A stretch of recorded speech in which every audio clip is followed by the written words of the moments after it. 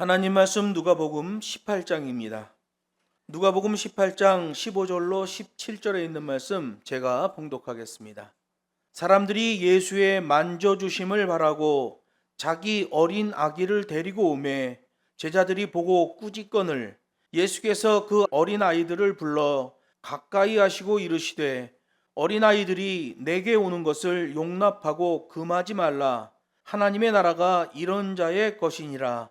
내가 진실로 너에게 이르노니 누구든지 하나님의 나라를 어린아이와 같이 받들지 않는 자는 결단코 들어가지 못하리라 하시니라. 아멘. 본문 말씀을 가지고 주는 대로 먹고 시키는 대로 하는 어린이의 영성이라는 제목으로 하나님 말씀을 증거하겠습니다. 신구약 성경을 보면 마치 데자뷰 현상처럼 보입니다.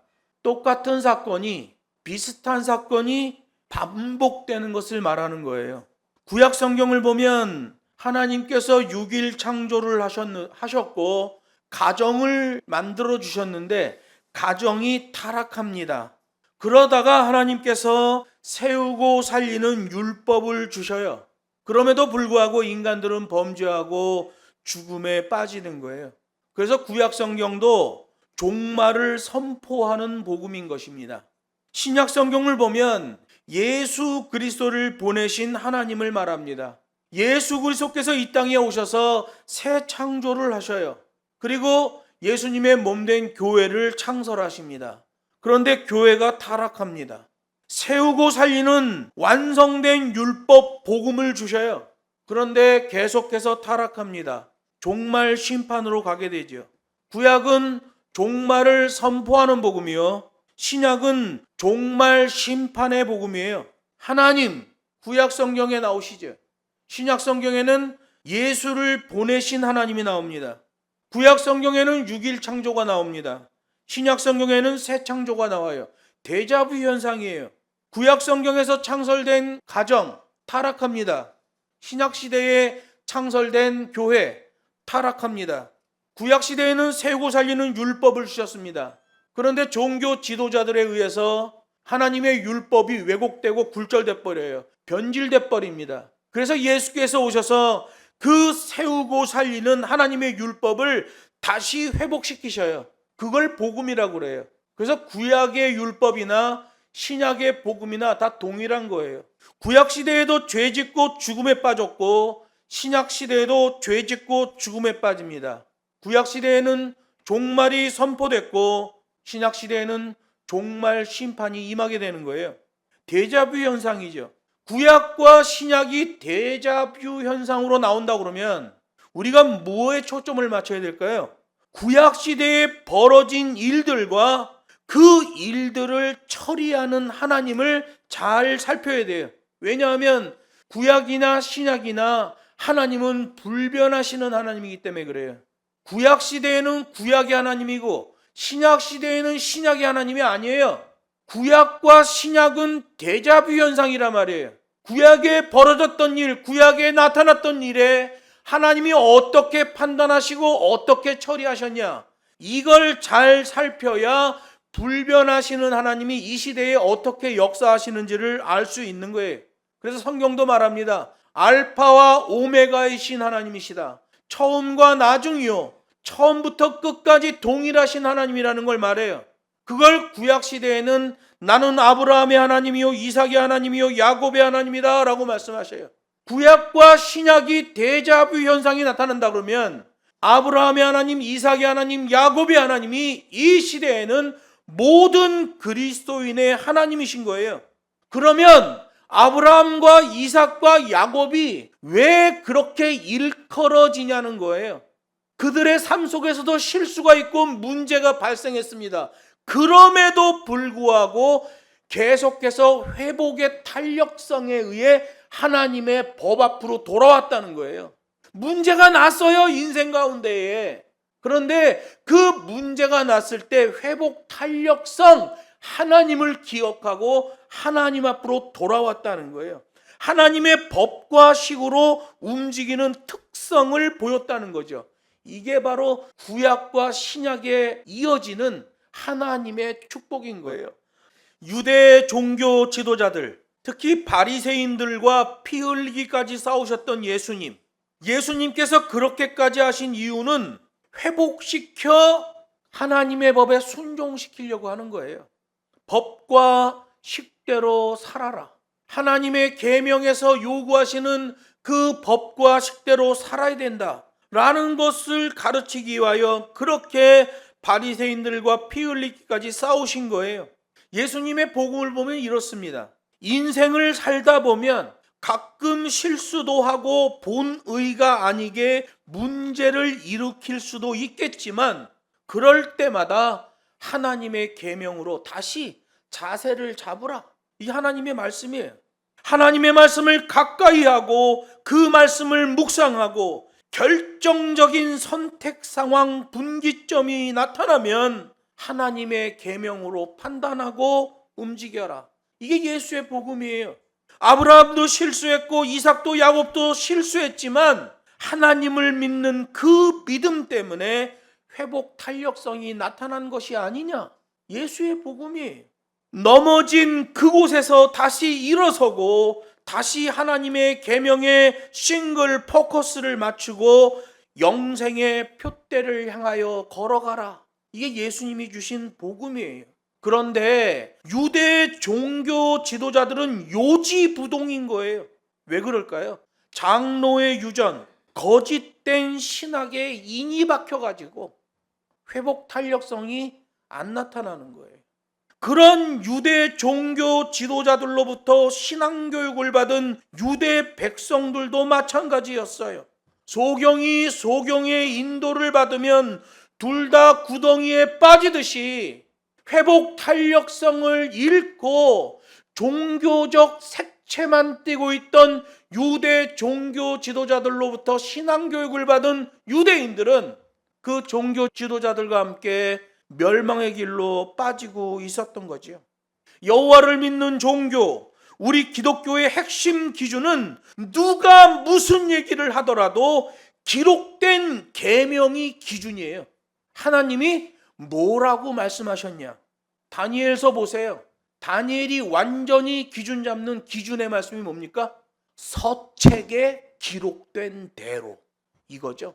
민족이 멸망했어요. 다 포로로 잡혀갔어요. 끝났어요. 그런데 예레미야가 기록한 서책 일부분을 발견한 거예요. 서책을 보니 서책에 기록된 대로 하나님께서 하실 것이다. 그거 붙들었던 거죠. 여러분, 우리 기독교는 누가 무슨 얘기를 하더라도 기록된 계명이 기준이에요. 양키 신학이 기준이 아니라 하나님의 계명이 기준인 거예요. 성경이 그렇다고 하면 그런 것이고 성경에서 아니라고 하면 아닌 거예요. 성육신하셔서 이 땅에 오신 예수님, 이 세상에 교회를 세우셨고 여전히 법과 식대로 순종하며 살라고 말씀하셨어요. 그런데 그 예수의 복음이 유럽으로 전파된 다음에 변질되고 타락을 거듭하고 말았어요. 16세기에 종교개혁을 시도했지만 역시 또 관대한 신학을 만들어서 자신들의 죄를 은폐시켰고 그들은 그것으로 종교 권력을 유지했단 말이에요. 유대 종교 지도자나 유대인들이나 다 자신들의 이익을 추구하면서 종교 지도자는 유대인들 속이고 유대인들은 종교 지도자들을 속이면서 서로 속고 속이며 그럴싸한 신앙생활을 했어요. 예수님 당시에 유대교 상태가 그런 상태였죠.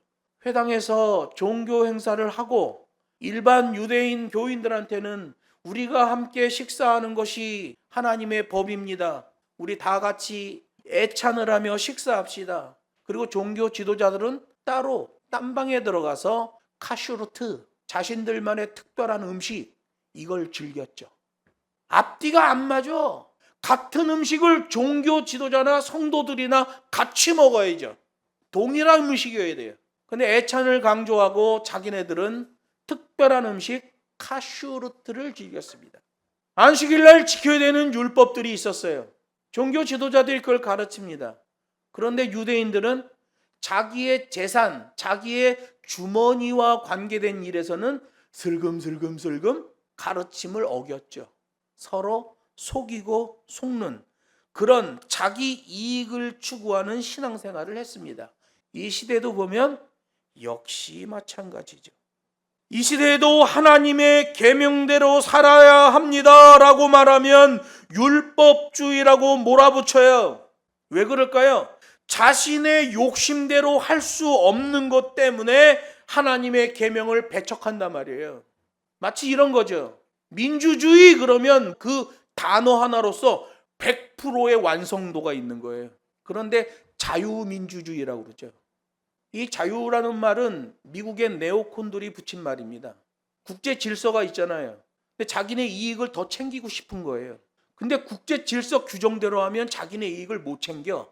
그러니까 자유무역이라는 말을 만들어내는 거예요. 자유라는 말을 그렇게 악용해 버리는 겁니다. 민주주의라는 것만으로도 완벽합니다. 근데 그 앞에다 자유라는 말을 붙여요. 뭘까요? 자기네들의 생각, 자기네들의 욕심을 관철하려는 거지요.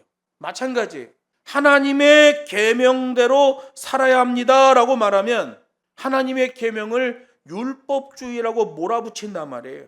예수님께서 구약 율법을 완성하러 오셨는데도 이상하게도 하나님의 계명을 싫어하는 게 이 신약 시대에 보편화되고 말았어요. 왜 그럴까요?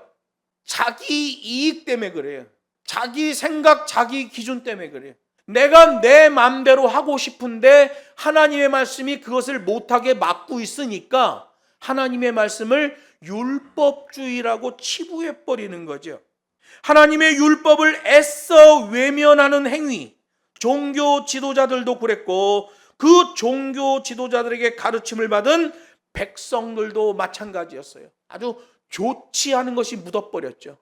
종교 지도자의 그 악행이 백성들에게도 묻어버렸어요.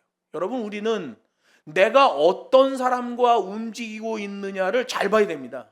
왜? 악한 자와 움직이면 그 악한 게 묻어버리는 거예요. 악한 게 한번 묻어버리면 이거 평생을 못 지울 수도 있습니다. 그래서 예수님께서 복음을 전할 때마다 걸림돌이 되었던 게 늘 잘못된 신학을 가졌던 그 종교 지도자들이었죠. 그 종교 지도자들과 논쟁을 하실 때마다 종말 계시와 심판을 언급하셨고 천국 백성의 조건에 대하여 말씀하셨어요. 그러나 안타깝게도 신약 시대의 마지막 때에 많은 사람들이 세속주의에 빠져서 믿음의 길에서 이탈할 것이라고 말씀하셨어요. 인자가 세상에 올 때에 그 믿음을 보겠느냐? 하나님의 말씀이 선포된 그곳에서 실질적 믿음을 보겠느냐라는 말이에요. 부정적인 말이죠. 그런 차원에서 누가복음 18장은 제 소견에 옳은 대로 사는 자들에 대한 종말과 재림의 말씀이에요. 종교 지도자 바리새인 그리고 회개하는 세리를 말씀하시잖아요. 바리새인은 종교적 색채는 띠지만 그 모든 언행이 완악해요. 종교적으로 인정받고 싶은 욕구만 가득해요. 이 시대에도 종교적으로 인정받고 싶은 욕구 때문에 일어나는 일들이 많습니다. 무슨 선교지에 갔다 온다, 단기 선교 간다, 뭐 어떤 봉사를 한다. 종교적으로 인정받고 싶은 욕구 때문에 만약에 그 일이 진행된다면 죄악입니다. 바리새인들이 예수님에게 책망됐잖아요. 순수한 헌신과 봉사, 그거면 돼요. 그런데 종교적으로 인정받고 싶은 욕구로 그 일을 한다 그러면 잘못된 겁니다. 그리고 예수님은 바리새인들의 금식에 대해서도 말씀하셔요. 과유불급, 오버하면 부족함만 못하다. 하나님이 말씀하셨잖아요. 1년에 대속죄일에 한번 금식하라. 그 말씀을 기억하고 그날 금식하면 100점입니다. 그런데 나는 더 큰 은혜를 받을 거야. 나는 더 뭐를 경험하고 싶어. 금식 더 하고. 그 금식하고 얼굴 헬쑥해져서 시장바닥에 나가서 막 손 들고 기도하는 거예요. 나는 일주일에 2번씩 금식하고 어쩌고 저쩌고. 그거 범죄예요. 과유불급은 범죄다. 기독교는 그렇습니다. 성경이 말씀하시면 거기까지 가는 거예요. 성경이 가면 따라가고 성경이 멈추면 멈추는 거예요. 서책에 성경에 어떻게 기록되어 있느냐, 이게 제일 중요한 거예요. 오버하면 부족함만 못하다. 종교 지도자 바리새인들을 평가해요. 회개하는 세리를 보세요. 죄인으로서 통회하는 심령의 모습이 나오잖아요. 자세의 믿음이 나온단 말이에요. 스스로 가슴을 치며 기도했어요.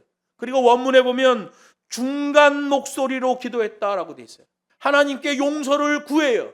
하나님께 용서를 구했는데 용서받지 못하더라도 하나님은 옳습니다. 그리고 내가 하나님께 기도했고 용서받지 못했더라도 그 모든 책임은 나에게 있습니다.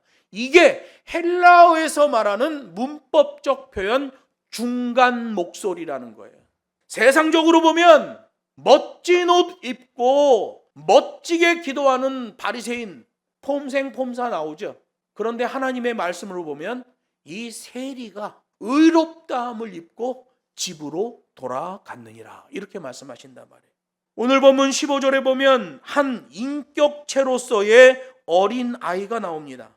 여기 15절에 보면 예수의 만져주심을 바라고 이래서, 이 만져주심이라는 단어는 유대교의 관습을 언급하는 거예요. 속죄의 날, 금식의 날, 금식이 맞춰질 때쯤에 부모가 자녀를 데려와 율법사나 장로에게 축복 기도를 받았던 거예요. 요 직전에는 과유불급의 금식에 대해서 말씀했습니다. 속죄일에만 금식하면 되는데 지네들 맘대로 더해버려. 그리고 자기 의를 삼아버려. 이거 죄악이에요. 예수님께서 만져주심에 대해서 말씀하십니다. 속죄일에 금식을 마친 후 부모가 자녀를 데려와 축복을 받는 그 관습에 대하여 오늘 15절이 말씀하고 있는 거예요. 본문에서 말하는 어린아이는 할례를 행하고 만 7세 미만인 아이들을 통칭하는 단어예요. 할례가 끝나고 만 7세 미만의 아이들을 전체를 총괄하는 단어예요. 속죄의 날, 금식에 대한 교훈을 하신 예수님께서 바리새인들의 과유불급의 잘못된 금식을 말씀하셨었잖아요. 근데 바리새인들의 초점은 뭔가요? 돈이죠, 돈.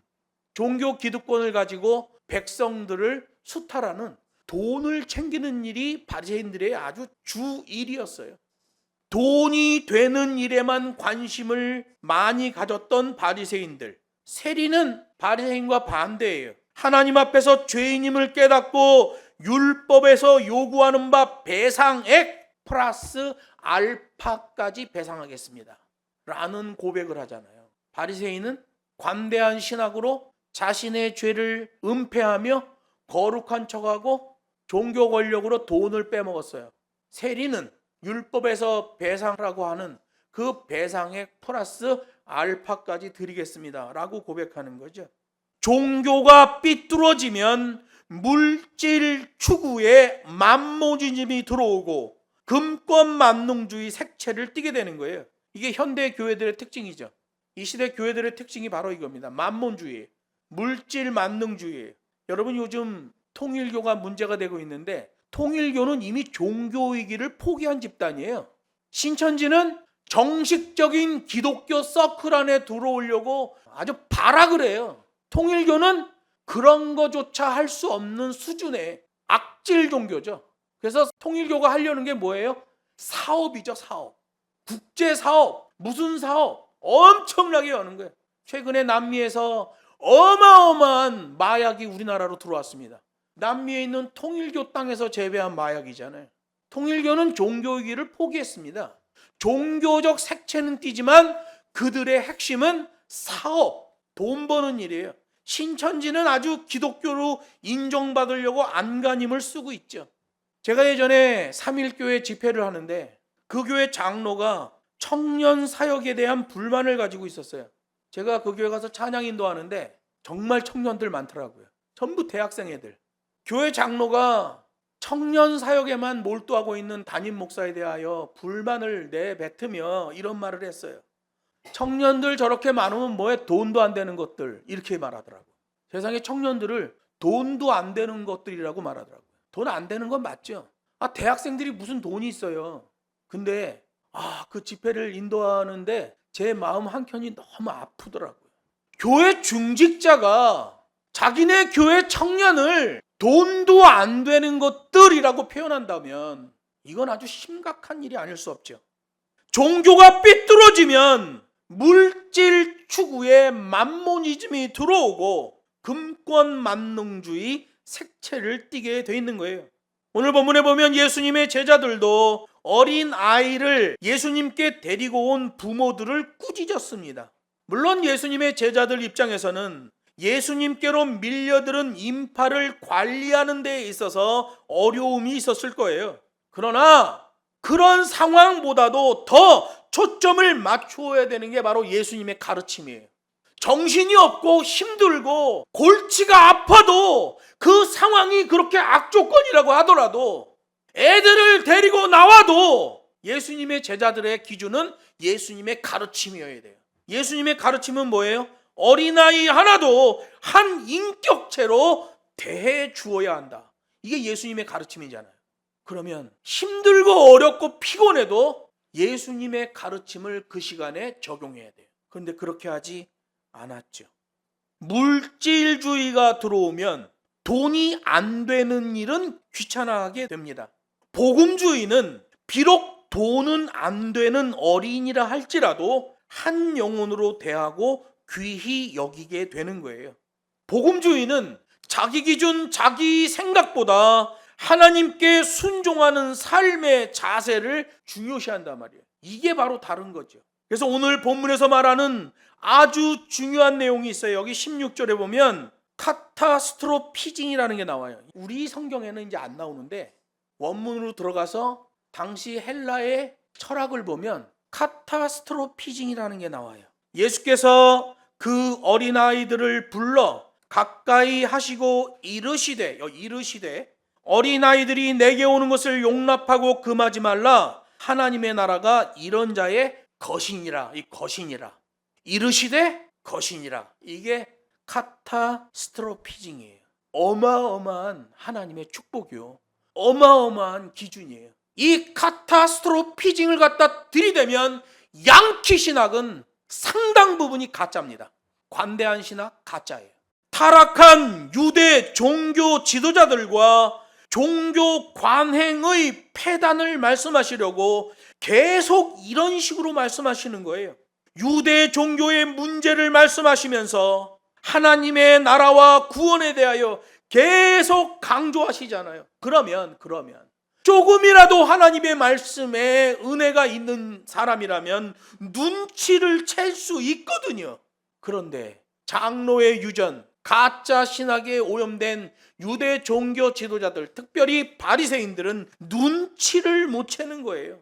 예수님께서는 어린이를 주제로 하여 또 천국을 말씀하시잖아요. 대상자의 특징을 확대 해석해 교훈을 주려는 의도예요. 카타스트로피징이죠. 이 카타스트로피징이라는 말은 우리말로 이게 번역하면 이런 뜻이에요. 인지 왜곡 현상의 상대방을 교육하기 위해서, 상대방이 인지하고 있는 내용이 왜곡되어 있는데 그 상대방이 자기가 알고 있는 지식이 왜곡된 지식이라는 걸 모르고 있는 거예요. 인지 왜곡 현상의 상대방을 교육하기 위해 특징적 대상을 비유적으로 과장해 설명하는 방법, 이걸 카타스트로피징이라고 해요. 즉 하나님의 율법 계명에 대한 종교 지도자들의 인지 왜곡 현상을 지적하시려고 어린이의 특징을 사용하시는 거예요. 어떤 신학자들은 여기서 만져주셨다, 불러주셨다, 이걸 가지고 유아 세례에 대하여 말하는 어떤 신학자도 있는데요. 그건 정신 나간 사람이에요. 본문에서는 카타스트로피징을 말씀하시는데 그 카타스트로피징 자체를 이해하지 못한 무지함 때문에 신학자들도 그런 오류가 나는 거예요. 그러니까 하나님 말씀을 원문으로 한번 뒤져보지 않았다는 거죠. 하나님 말씀의 원문이 진짜 그러한가 하여 컨코던스 한번 열어보지 않았다는 거죠.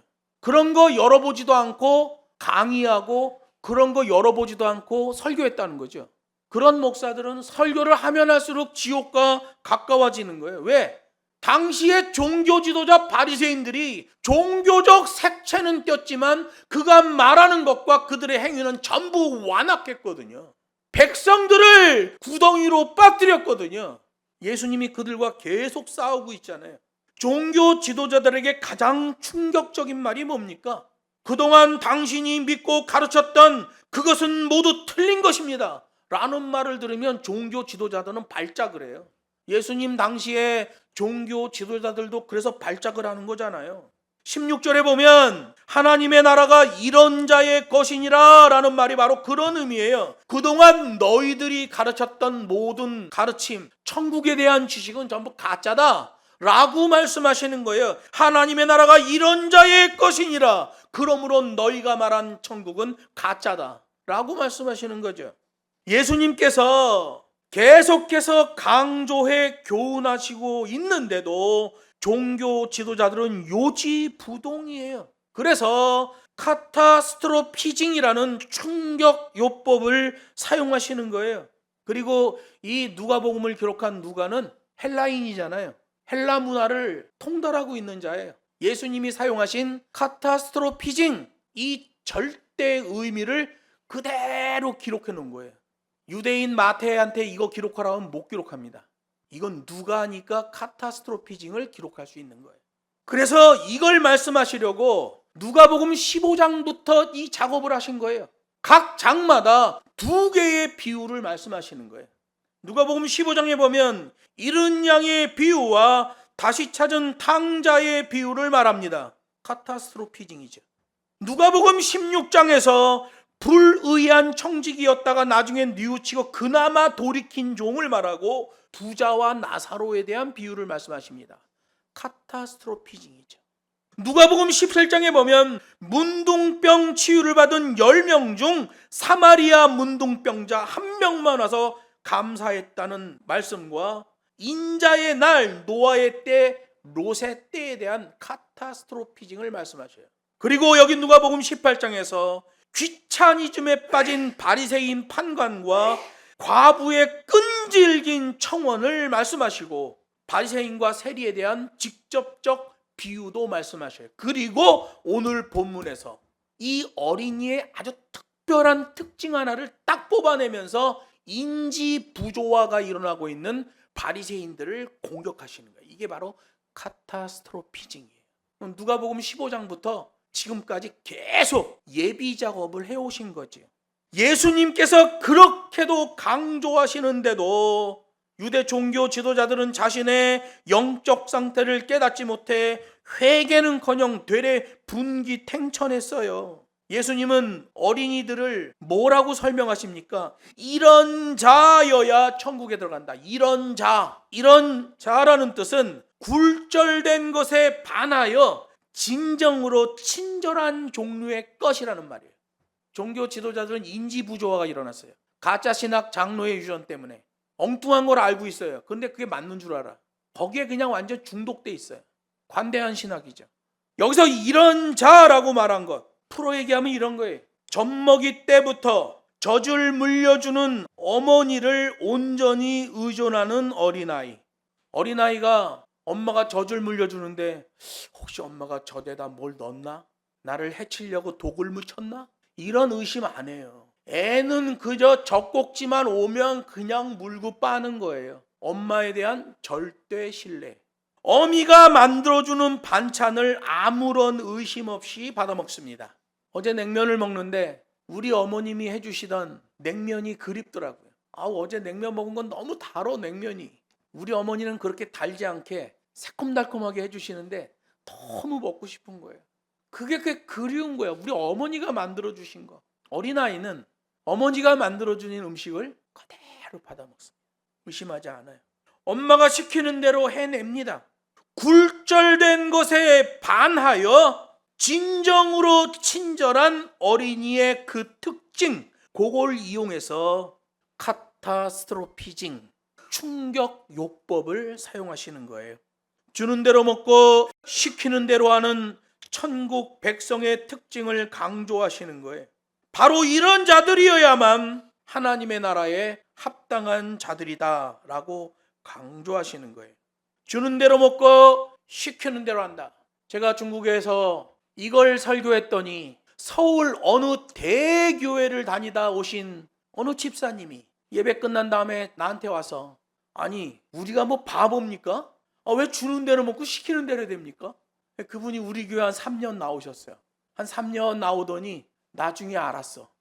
주는 대로 먹고 시키는 대로 해야 되는 게 맞네요. 그러더니 지금도 저희 교회에 선교원금을 보내세요.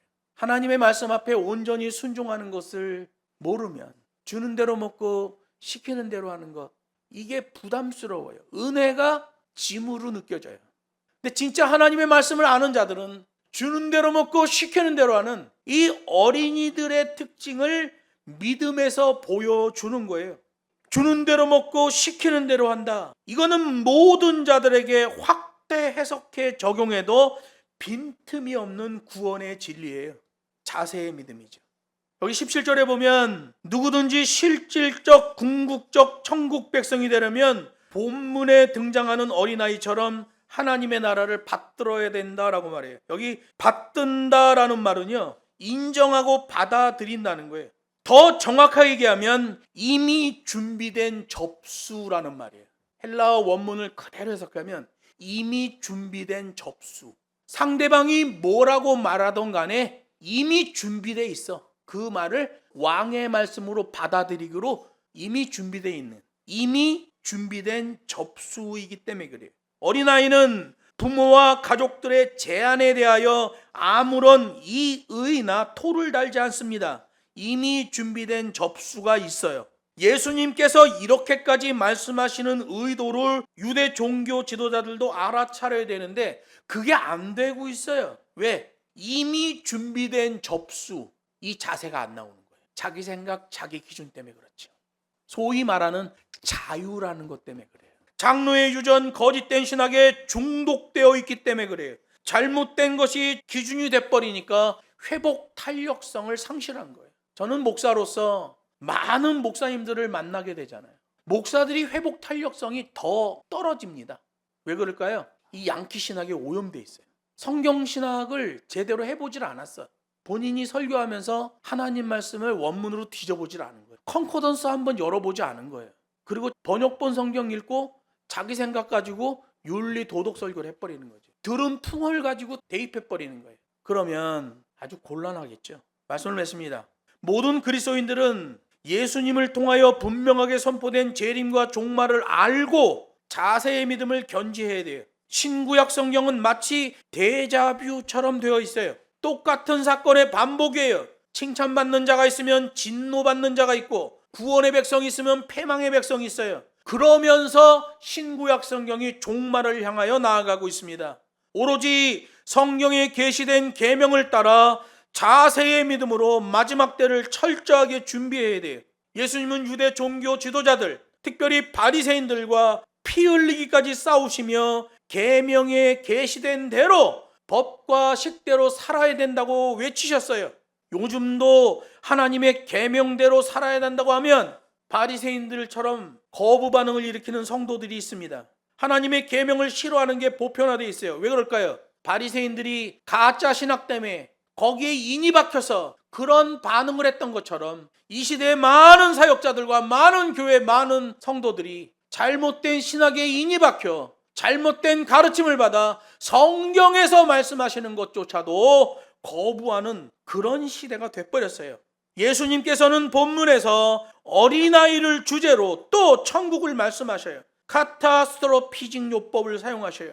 인지 왜곡 현상의 상대방을 교육하기 위해 특정적 대상을 비유적으로 과장해 설명하다. 누구든지 실질적 천국 백성이 되려면 본문에 등장하는 아이처럼 하나님 나라를 받드는 자들이 돼야 돼. 어린아이가 부모에 대하여 이미 준비된 접수를 하기에 주는 대로 먹고 시키는 대로 하며 환영하며 수용하듯이 우리들도 하나님의 계명을 따라 어린이의 영성으로 이미 준비된 접수로 반듯한 자세를 잡고 순종해야 돼요. 그런 근사한 그리스도인들이 되어지길 주 예수의 이름으로 축복합니다.